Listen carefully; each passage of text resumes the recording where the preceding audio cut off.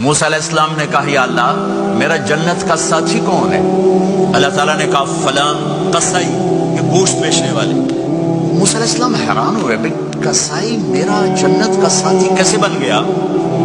کہا کون ہے؟ کہا فلاں۔ وہ گئے تو ایک قصائی، قصائیوں کی دکانیں، گوشت، بیٹھا چوکڑی مار کے گوشت بیچ رہا ہے۔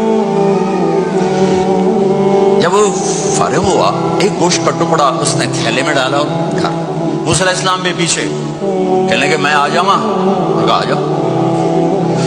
اس نے جا کے گوشت کی بوٹیاں بنا کر ہانڈی پہ چڑھایا، آٹا گوندنے بیٹھا، پھر اس کو نرم ہونے دیا، سالن تیار کیا، روٹی بنائی، تھالی میں پلیٹ میں سجا کر ایک بڑھیا ایسے لیٹی ہوئی، اس کو کہتا ماں جی ماں جی، اس کو اٹھایا، نوالے بنا کے کھلاتا رہا۔